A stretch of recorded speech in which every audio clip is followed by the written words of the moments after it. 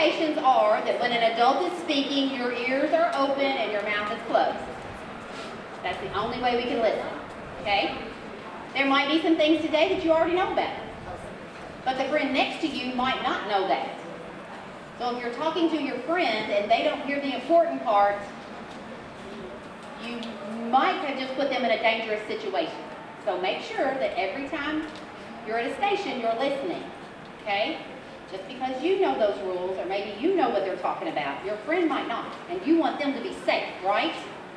Yes, we always want our friends to be safe. Okay, so today is all about safety. There'll be some cool things to see. There'll be some exciting parts, and there'll be some, maybe it's like, okay, not so exciting, but that's all right, right? We're going to listen anyway. As you rotate through, you are to follow your group leader. Do not lose your group leader. Don't lose them. They've been known to wander off. Don't let them wander off, okay? So we can get started and get you right to your stations. We have a lot of volunteers here today to give you a lot of safety information, okay? And so as you go to these groups, we ask that you be quiet, you listen to what they have to say, and I know they will give you time to ask questions, okay?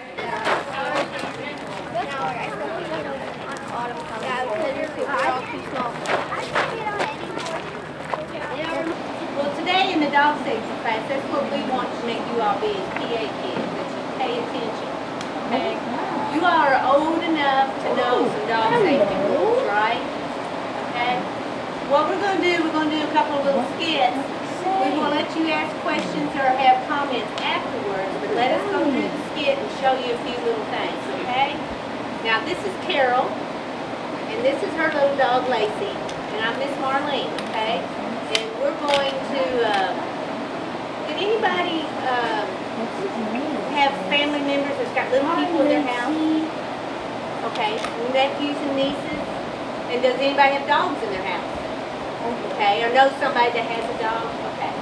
So, what we want to emphasize today is a couple of little things that you all are old enough to help take care of brother and sister when it comes to taking care of your dog, okay? Sometimes that little brother and sister does some silly things that they don't realize will get them bit or get them hurt, okay? So, Carol, would you like to, what I'd like for y'all to do is to point out, I want you to keep it to yourself, but I want you to see how many things that Miss Carol does wrong, okay? And then we're going to go over them by doing what we should do right, okay? We're going to do it out here in the grass, just so we have a little bit more room.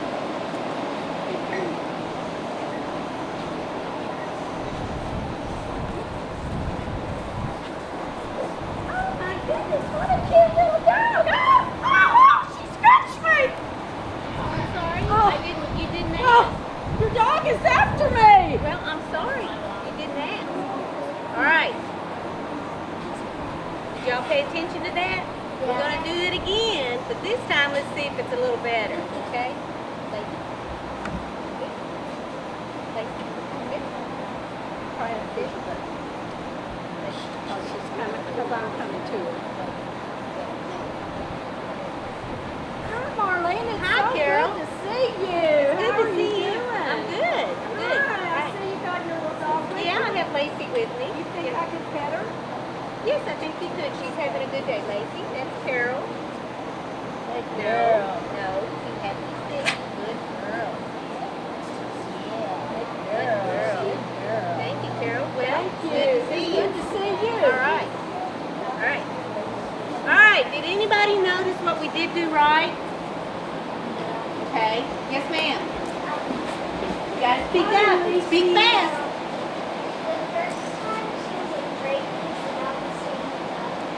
Yes. All right. You. The dog scratched her. You. She didn't ask, did she? Okay. That's really, really important. Yes, ma'am. I can't hear you, honey. She didn't let the dog smell her. Okay. Okay. All right. What did she do right the second time? Yes, ma'am. She asked first.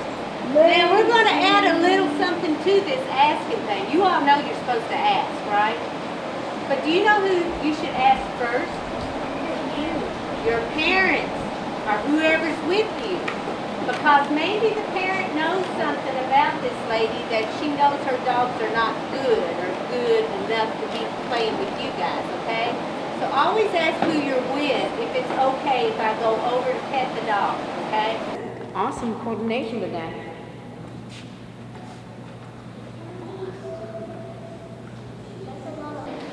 Hi, I'm Sarah. I'm the president of the John Hardin chapter. I'm Serenity. I'm the vice president. I'm Will, I'm the sentinel.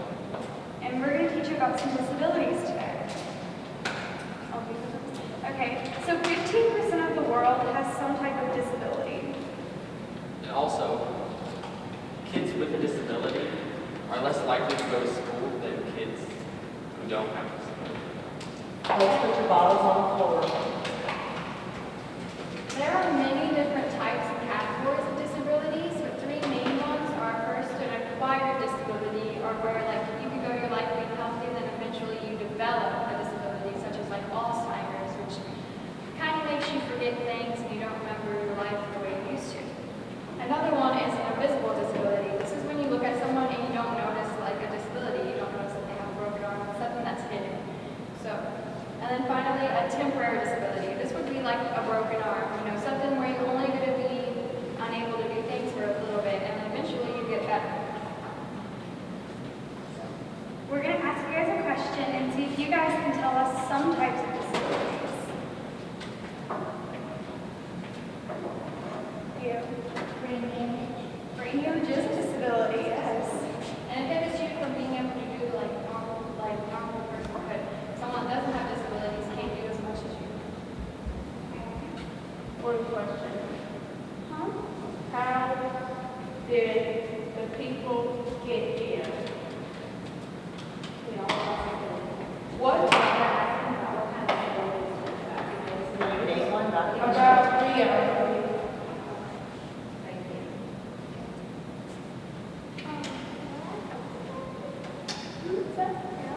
Paralyzing. Yes, that is a disability. Broken arm, yeah, that's a temporary disability, which will eventually get better. I don't know what it's called, when like you can't have seizures. Yes, epilepsy. That is a disability. That is a disability.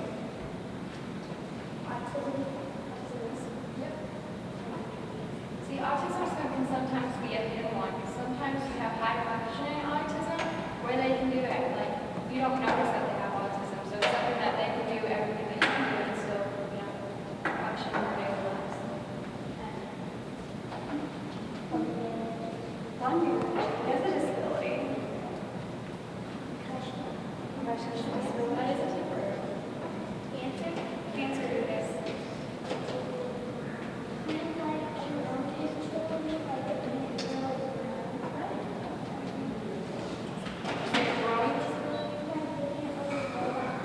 Oh, yeah. Oh, yeah, it is a disability.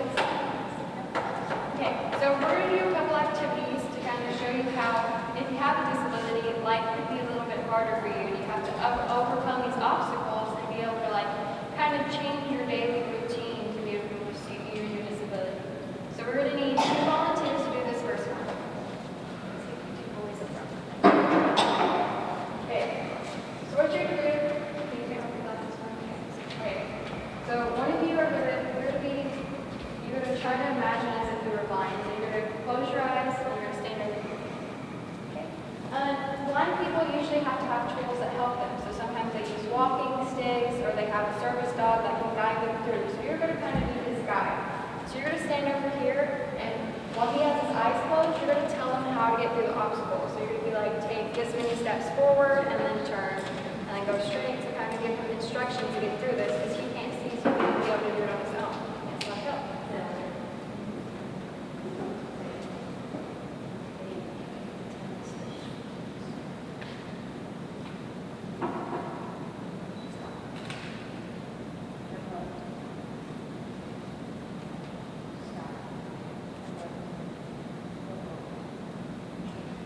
Good job. So you helped me do that. You guided me through that. Okay. You must call before you dig, because you don't want to start digging and then you hit all of those lines that already go to your house. It's important to do that. Yes, you have a question?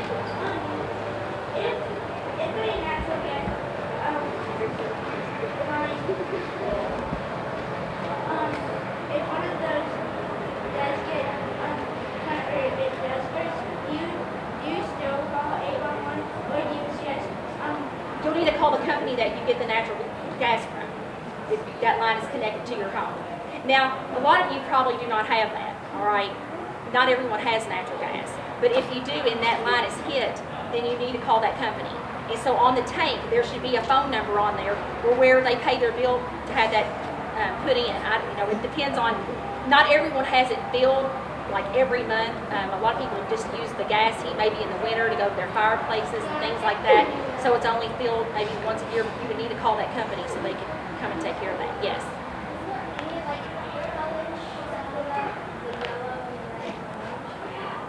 They're all right here. Remember, we said the red was electric, the yellow was gas, oil, and steam, and then your orange was the telephone TV, and what was the blue? Water. Okay. The green was for what? Sewer. Sewer. And then we didn't have one for this one, but proposed excavation. Now, do you know what that means? Okay. So if you have a building lot, maybe your family bought some land, and they are getting ready to start to build, then they would have a white flag there that shows that that is starting to be excavated. Okay, that land now will start to be dug into. Make sense? Okay. Any other questions? No? Yes. What color line do you have at home?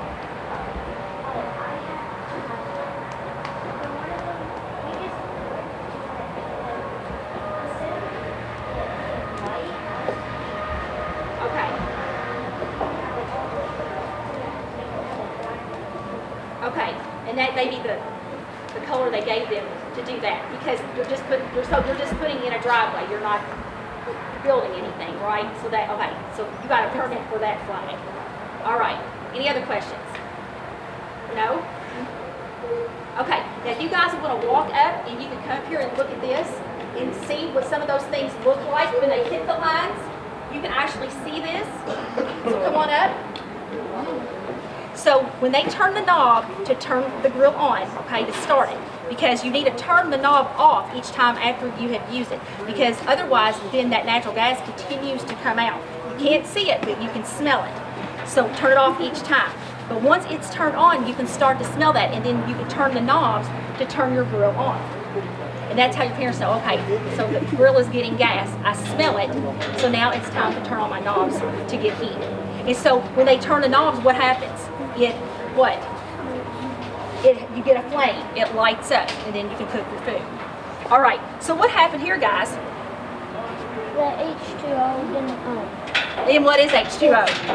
It's water, yes. Yeah, it's made out of hydrogen and oxygen. Yes. They didn't call before they dug. They did not call before they dug, yes.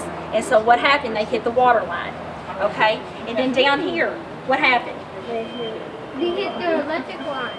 Okay, so what's going to happen to the kids over here? They're playing video games, and now they can't. They can't, because They might get he did not call before he decided to dig, and he hit the electrical line.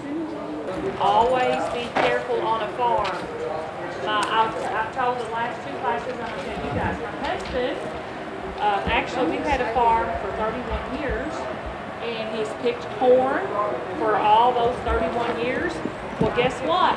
This year, actually last year now, he cut his finger off in a corn picker. He's always done the same thing, you know, breaking the corn out if nobody knows what a corn picker is. Done it numerous times. He was in a hurry and got his hand caught, and he cut this finger here off on his left hand. And you don't think it's a big deal, but when you go to do different things, it's hard to hold a nail with, you know. We went to do some work in the house, and he couldn't hardly hold a nail and hammer it at the same time. So above all, always be careful. Watch what you do. Okay, the tractor, like DJ talked about with the mower, there's a lot of safety features on it that are comparable. It has the roll bars, like the mower does. So if you have the roll bars down, you want to have that seatbelt loose just in case it were to roll, you can get off the machine. The seat will also, if you fall off or for some reason stand up, it has a feature will kill the motor. Also has a seat belt. Two of the big things with the tractor you want to be aware of is this front bucket or the loader. When you have a heavy weight in it and you're lifting it up, it becomes top heavy for the machine. So if you're on an uneven surface, it could potentially roll. Also, when you have it up in the air, you got to be aware of your surroundings so you don't hit like a wire or a tree, whatever it may be above you. In the back, it has what's called a PTO shaft, and it's what drives like a mower or a piece of machine behind it. And this bar or shaft moves very fast. So when that is moving, you want to try to avoid being around it. And if you have to be around it, you want to make sure to wear tight clothing so it doesn't grab a hold of you or pull you towards it. The tractor kind of has lights comparable to a vehicle or a car. It has safety lights on the sides for turn signals as well. And also in the back there's a sign that's fluorescent orange to let like automobiles know that you're on the road and then they need to proceed with caution. Like a mower, you need to be aware that it's a large machine and the person operating is focusing on a lot of things. So you need to keep back while it's operating, or at least get the attention of somebody that's using it to let them know that you're coming towards it. Is there any other questions related to the tractor? Yes. Are there cup holders? Yeah, there's cup holders. It's pretty comfortable. Like,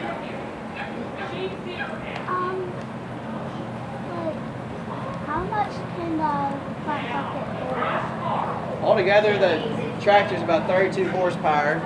It's kind of on the smaller side because compared to some bigger tractors, but it can hold a pretty good amount of weight up front. My name is Al Dunnings. I'm with the Glendale Fire Department, and we're going to go a little bit about fire safety. Sometimes we don't have any calls at all. Sometimes we make a big fire, a big car accident, and we're there for 8 or 10 hours. We just never know. At my other job as a firefighter, we work from 7:30 in the morning till 4:30 in the afternoon, doing training and chores and taking care of things. Things like this we do a lot. And then after 4:30, unless we have calls, we're kind of down. We stay there for 24 hours a day. And so we have dinner and we watch movies and play cards and things like that, unless we have a call. And we drop what we're doing. It doesn't matter if we're in the middle of dinner, in the middle of a shower, whatever you're doing. You drop what you're doing and you have 2 minutes to be dressed and on the truck. So. I've gone to fires with shampoo in my hair. Yep. What's up, buddy? What's the big claw thing? This here? Yeah. Oh, you guys heard of the jaws of life? You heard that term? Yeah. So on top of fires, we also make vehicle accidents, right? So hopefully nobody's trapped inside the car, everybody gets out, but if they don't, we have some big tools to get them out. So this is basically a giant pair of scissors here in the middle and a pair of pliers on the outside, and they're super, super strong. We can cut the roof off of a car, we can rip a door open with these jaws, they'll actually spread wide open, and so it doesn't look like a big strong tool, but they're very, very strong. Over 100,000 pounds of force in the tips. So we can cut through just about anything with them. The biggest fire I've been to, I've been on some pretty big ones. I've been on a big factory fire. I've been on some big barn fires. I've been on a lot of house fires, semi-truck fires, lots of interesting things. What we're talking about is four-wheeler and ATV safety here, but it isn't just that we talk about it here. Whenever things happen, like that with your injuries, or the things we talk about here, you've got friends that doesn't see it, and those are things to share with other people to prevent them from having the same injuries. Had a lady earlier that ended up having a wreck when she came off, four-wheeler went over her arm, broke her arm. Nobody wants to go through things like that a second time. So the things that you learn, the safety things, share them with people that you know.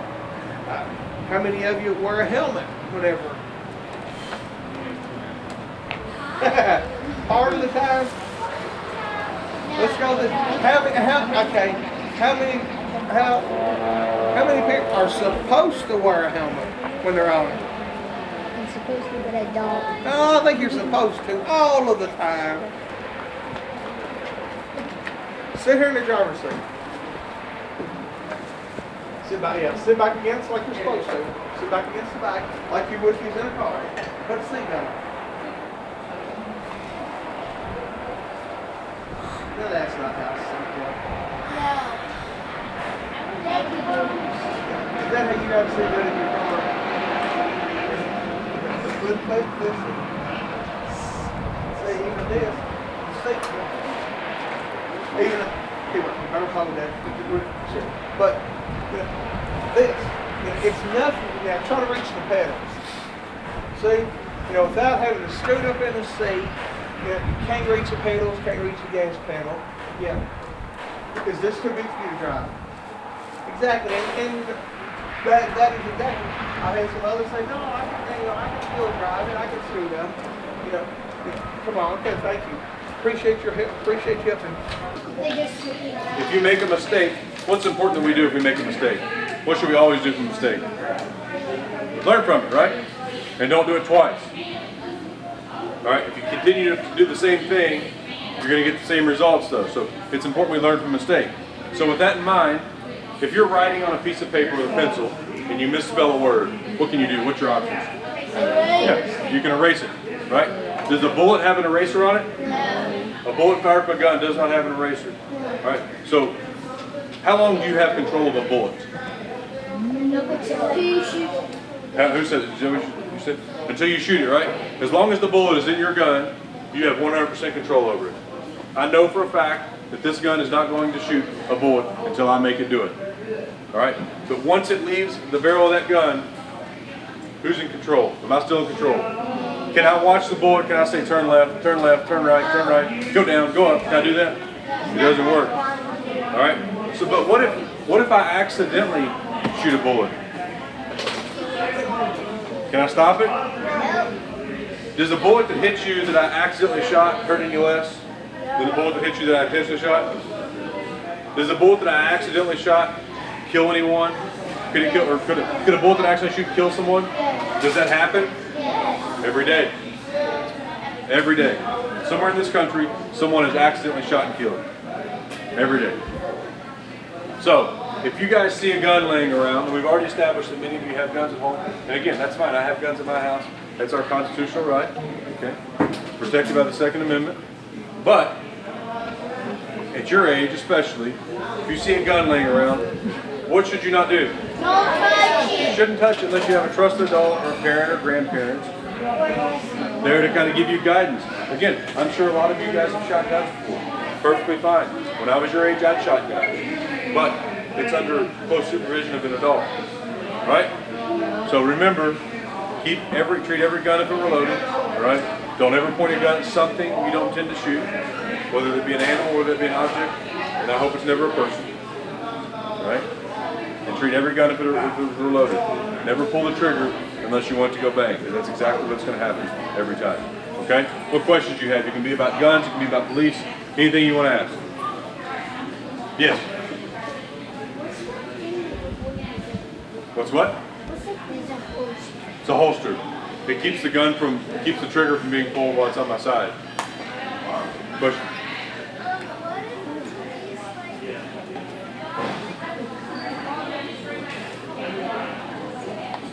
Oh, that won't happen. If you call the police, we won't forget. We have what's called a dispatcher. When you call 911, they answer the phone. They'll remind us, believe me. We hear from them way plenty. They'll remind us. They won't let us forget. All right, I'll introduce myself. My name's Marcus Bowling. I'm with Fish and Wildlife, and I'm a conservation officer. I'm going to teach you a little bit about boat safety today, and we're going to do some hands-on things. Judging how I have these things up here with me right now, what do you think is one of the most important things you're going to have on a boat? A life jacket. Now, if we look at these two life jackets, which one's the pretty one and which one's the ugly one? This is the ugly one. Which one do you think is the safest of the two? The ugly one. Ugly one. This life jacket, if you go out of the boat and you're knocked out, it will actually turn your head up and put your face above the water. What's important about having our face above the water? Once our face is in the water, we'll get knocked out. Once we were tubing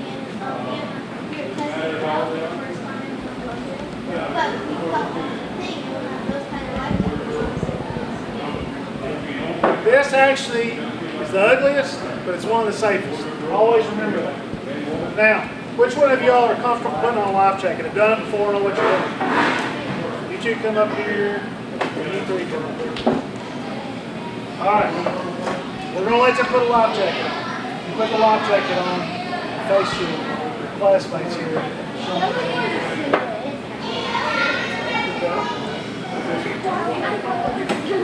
There you go.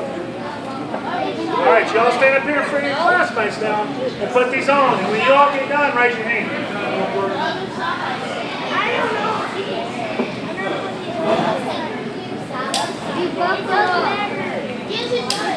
These are the safest because they roll you over. And there's several of them that will roll you over and put your face over. All right, what did you say? Tell me what you said. Just sit here and say.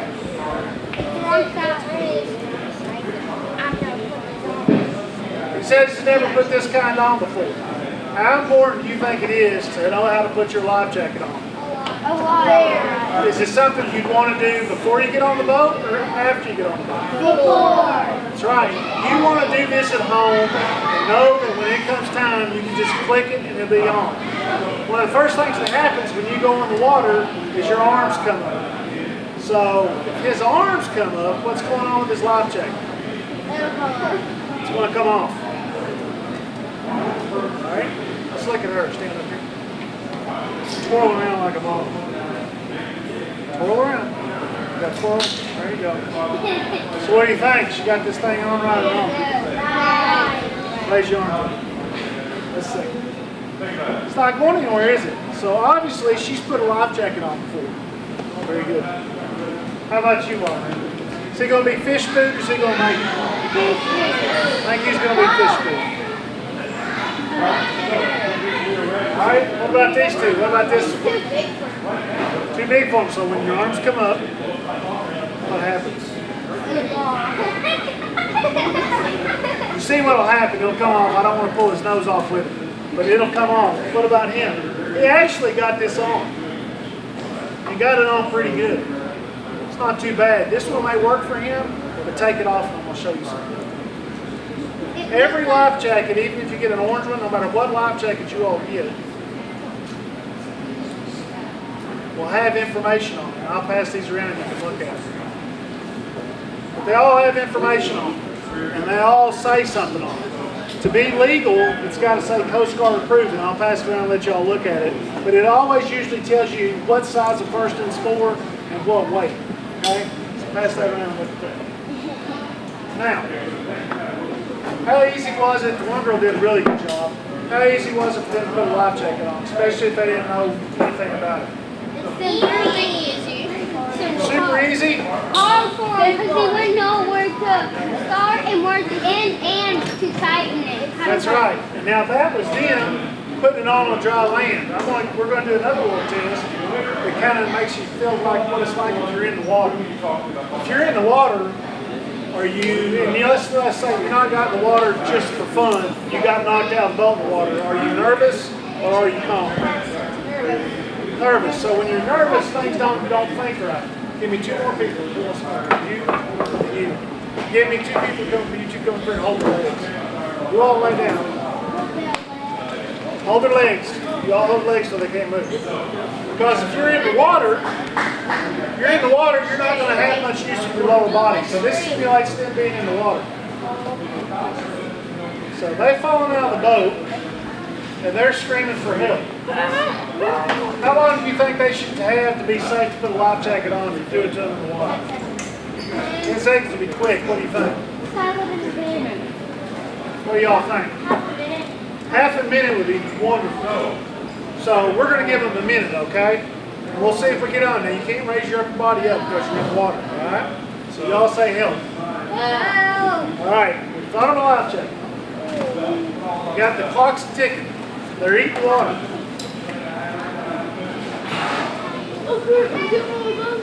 All right, we're 15 seconds in. They've already took one drink of water.